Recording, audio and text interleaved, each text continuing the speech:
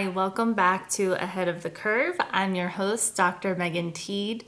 Today we're going to be talking about scoliosis tools. Which ones are great, which ones are snake oil, and how you can assess whether or not it's something worth investing in. This is probably one of my favorite topics because some of the things that are out there are almost hilarious that claim that they're going to be curing or solving your scoliosis. And a lot of times it's just something that's very off the wall. Sometimes, it seems like it's legit and it might help, but in the long run, it can be a little bit tricky to figure out whether or not this is something that's good or not.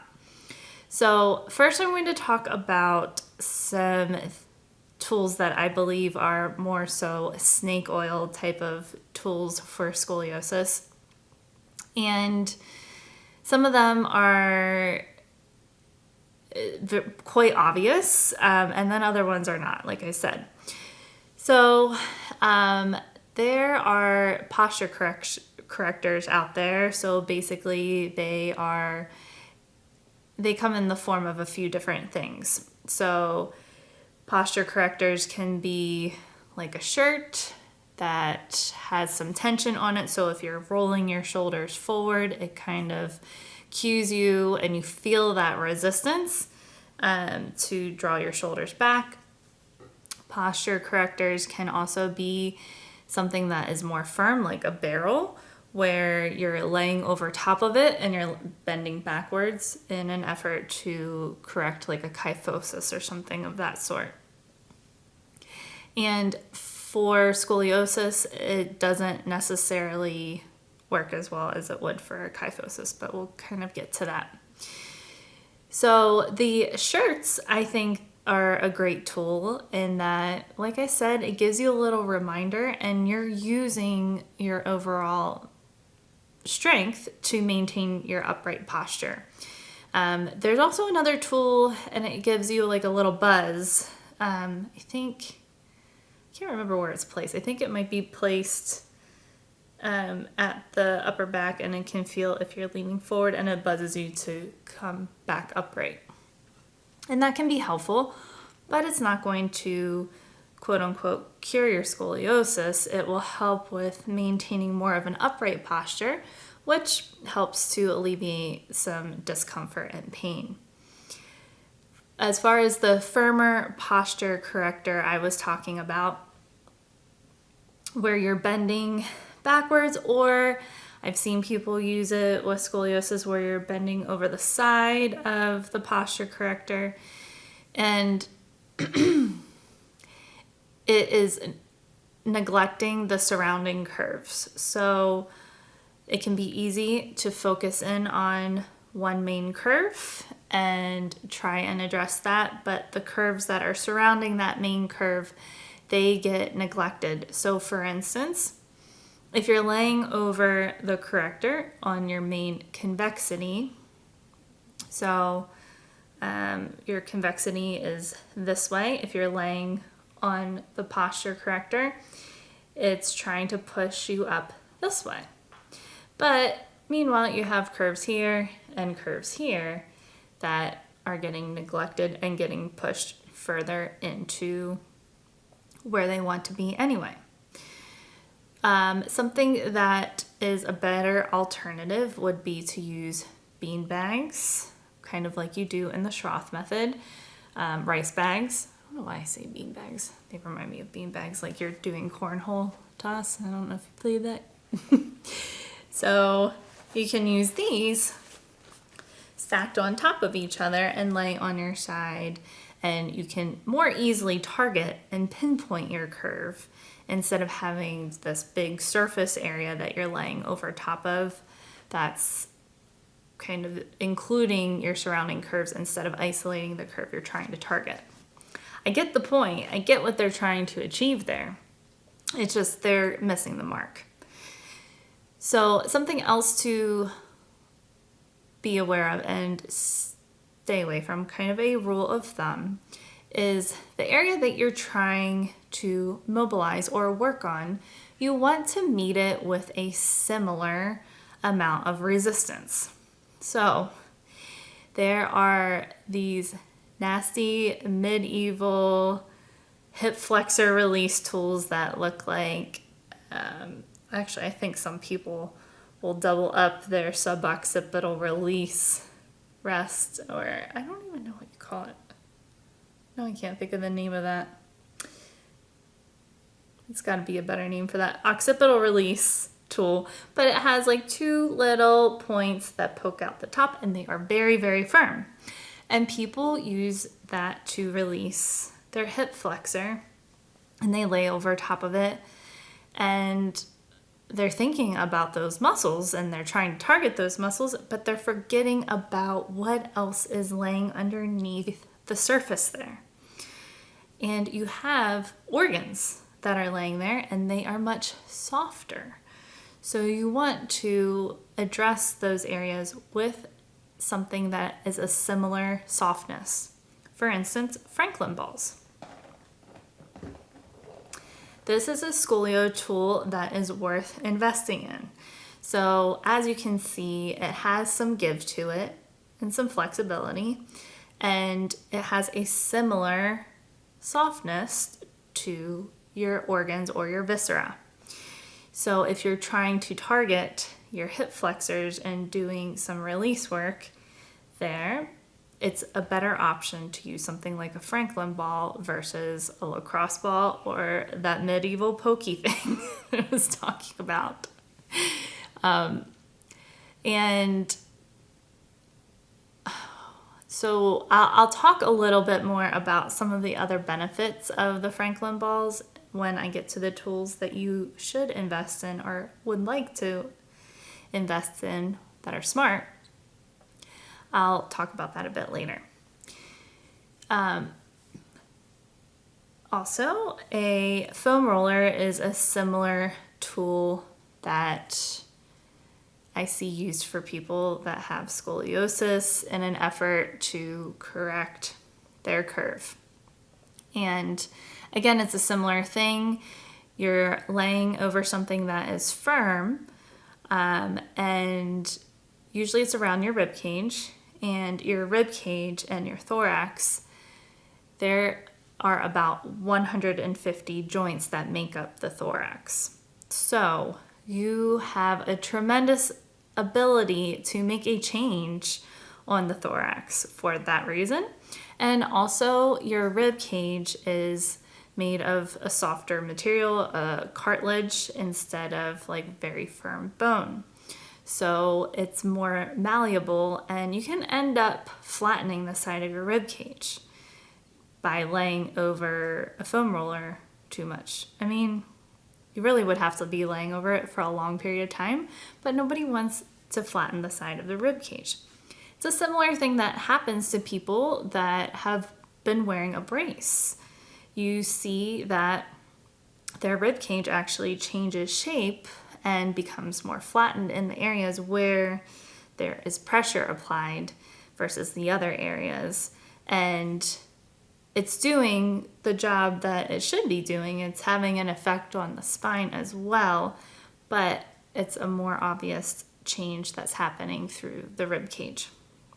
That's why it's important to have Schroth or scoliosis specific exercise as an adjunct to the therapy that you're getting, to the bracing that you're getting, in order to maintain the expansion of the rib cage in every direction. All that is in another episode that I did several weeks ago. Lots of details on the Schroth method, scoliosis specific exercise, and how breathing is such a big part of that. And the final tool that I will talk about that is often used in scoliosis care that I see is an inversion table. And I get it. You see it and you're like, Megan, you talk about elongation all the time. Why would I not want to use an inversion table? It does elongation. So in case you don't know what an inversion table is, it is a flat surface where You attach the feet, and the feet are fastened. That is your anchor point, and it does exactly what the name is. It inverts you, so your feet are higher than your head, and you can adjust the amount that you are inverted by various degrees. So maybe if it is a small amount of inversion, that could be okay, possibly. But I recommend people stay away from inversion tables, and it's for a few reasons. People with scoliosis, you get an effect of something called rebound effect when you are in a full hang position. So this can happen when you are hanging from the pull-up bar, you're holding on and you're just letting all the weight hang towards the feet. Your feet are lifted off from the floor, and you are in a tremendous amount of lengthened position throughout your muscles, throughout your joints, throughout the whole body. May feel awesome in that moment. That is the same thing that happens in the inverted position. You are getting a tremendous amount of lengthening all throughout the body. A couple things happen here. So you have these areas of your spine called your transition zones. So imagine this is your curve here. You have your top main curve, you have your bottom main curve. Everybody's curves are different. Just bear with me in this illustration here. So this little area here where my nose is, this is your transition zone. So this is the area that is very, very mobile, okay? And it tends to be the area that is the most painful for people that have scoliosis as well. So when you are in that lengthened position for however long you're on that inversion table, you are tugging at this little mobile area, this short little segment, almost the whole time. So when you go to a standing position, so you go from that relaxed position to an engaged position with gravity, your muscles will likely seize up and is trying to stabilize that segment that likes to be really mobile. That is something that's called rebound effect. And also, well, that's not really rebound effect. Rebound effect is more so when your muscles are adjusting from being in an extreme lengthened position back to their original state, and then they may even tighten up even more in an effort to stabilize the spine, like that transition zone. So that's why I recommend avoiding inversion tables, and I also recommend if you are somebody who suffers from a lot of pain with your scoliosis, if you know that you have a spondylolisthesis, you don't want to do a full hang position when you're doing your elongations. You want to keep your feet on the ground at all times if that's somebody that is you. If you are somebody who does not have a tremendous amount of pain, who does not have a spondylolisthesis, it's okay to lift your feet from the floor.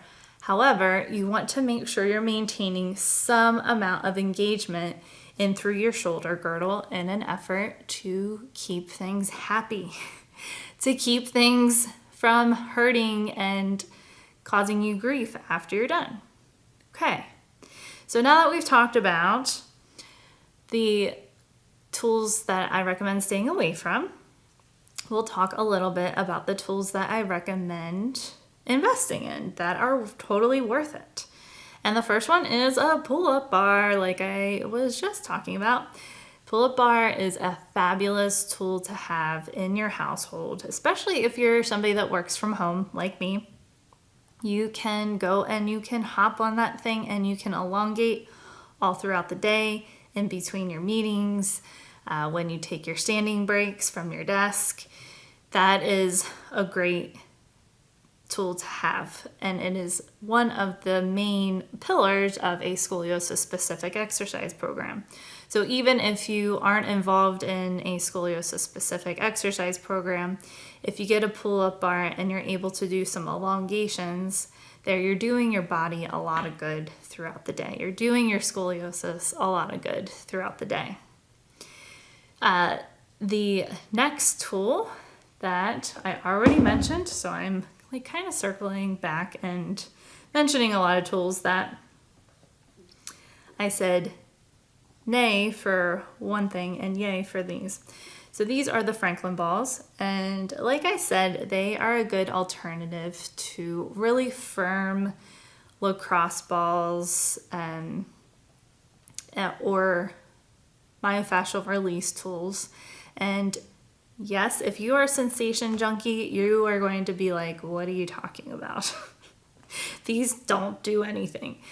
But used in the right realm and under the right conditions, they can have a tremendous amount of benefit and relief for somebody that has scoliosis.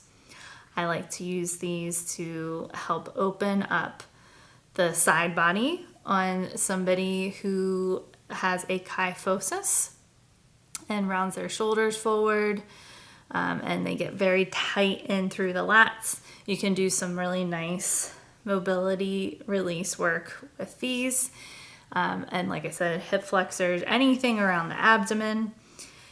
It helps with bloating. It helps with period pain. It helps with so many things. And I love these. These have become like one of my golden tools that I recommend for people to get if they have scoliosis. Another ball that I recommend investing in is called the Correctors ball. And these appear to be similar to balls that you would use in a Pilates class. This one is just a little bit different in that it has a little bit of a texture to it, so that when you use it against your skin, it provides like a pin and stretch type of sensation on your skin, has an amazing effect on your nervous system, on all sorts of fancy sciencey things all throughout the body that I'm not going to go into detail on today. But this is another tool that I highly recommend because, again, you are meeting your body with a similar softness, firmness to what you're trying to mobilize, what you're trying to have an effect on. And it doubles as your Pilates ball that you can use in your Pilates for scoliosis routine and exercise program. Okay, I'm going to briefly talk about lacrosse balls. I'm trying not to make this too long. I could talk probably all day about all this stuff. So lacrosse balls, I said no for areas around your viscera, areas around your tummy where you have organs, where you have very soft body parts. This is okay to do mobilization of your foot. You can roll your foot over top of it. This is okay to do some muscle release work against the wall. So you put the ball in between the wall and your body, and you can do some nice release work that way. And it's different than laying on the ground over top of this sucker that is super duper firm. And then you get way too much weight, way too much pressure. Your nervous system, even though you may think, oh yeah, this feels good, or no pain, no gain type of thing, it's really no pain, no gain. But pain, if you have pain, you're not having as much of a gain as you would like. So what happens, your nervous system kicks in, your sympathetic nervous system kicks in, heightens. It's setting this fear response, alarm response off in your body, and then you tense up, and you're not having a positive effect as you would hope that you're having. Even though you think, yes, I can relax over this, I'm a tough person, just listen. Just do what I say. No, I think I gave you a pretty good explanation on why you should stay away from using that in particular areas of your body. All right, I have two more tools that I recommend are worth investing in. The next one are Scolio wedges. I have talked in exhaustion about how valuable these are. These help with derotation of the spine. These help you with maintaining a neutral alignment when you are doing even just a general Pilates class that you're following along with, exercise class with, anything where you're laying down on the ground on your back. These wedges, they help to support your scoliosis. They help to make it more comfortable. They help to engage the proper muscles when you are doing your exercises instead of rolling back and forth all over the floor because of your curves. These wedges help to cradle you and bring you into a better position, a better alignment, so that you can connect with what you're intending to do in the exercise. They also double as something that provides comfort when you are traveling, when you're sleeping. I have people that use them when they're sleeping in bed. They are just worth it. Okay, trust me. And then the final tool that I recommend is tools are belts here. So we have, all right, actually I do have one more. Oh boy. I have one more after this that I saw on my desk that I forgot to talk about.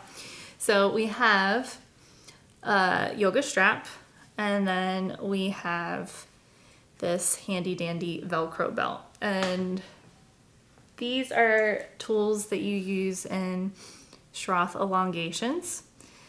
You attach the yoga belt against an anchor point, and then you use this fabric belt around your waist, and it helps to provide some elongation.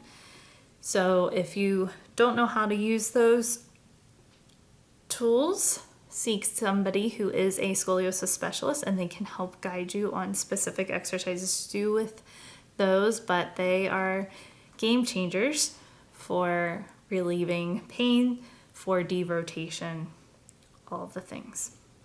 Okay, finally, these soft silicone cups are my last tool that I recommend investing in if you have scoliosis. And they're a little bit different than the firm plastic cups in that they can mold around little bony structures, and I like to instruct people to use some movement when they're using the cups. So you get this neurodynamic effect when you are able to move the cup around the skin, lift the skin away from the body a little bit. You use lotion, of course, because it'd feel terrible if you're just sliding this along. It probably won't even stay. But this can be extremely helpful for pain relief and for helping to open up your concavities. If you have a partner, it can be helpful to have their help, but it gives you a little tactile cue to target and breathe into. That's part of it. And it also helps to mobilize as well. Okay, I know that was a ton of information there, but I hope that you kind of understand now, I hope that you understand how to evaluate whether something is worth investing in or not. So if you are meeting your body where it is, meeting the same amount of firmness or softness with the tool, that is a green light, okay? Red light is anything that is invasive, that is making you feel worse after you use it. I think that's pretty obvious, but again, we've had this pain, no gain mentality for so long that can get a little blurry for people sometimes. I'm telling you that if it's causing you more pain, this is not a good tool. This is something that you should stay away from, and you have a plethora of other options out there that will help more. Thank you again for tuning in to another episode of Ahead of the Curve. It's really helpful for me if you're enjoying this podcast and you've been listening and following along and getting a lot out of it. If you could just hit the rate button, or even if you could write a little review if for other people who are looking for access to care or access to information about scoliosis. I think that this is a nice free resource for people to really get a handle on how to begin to manage their health and their scoliosis care. Until next time, stay well and stay ahead of the curve.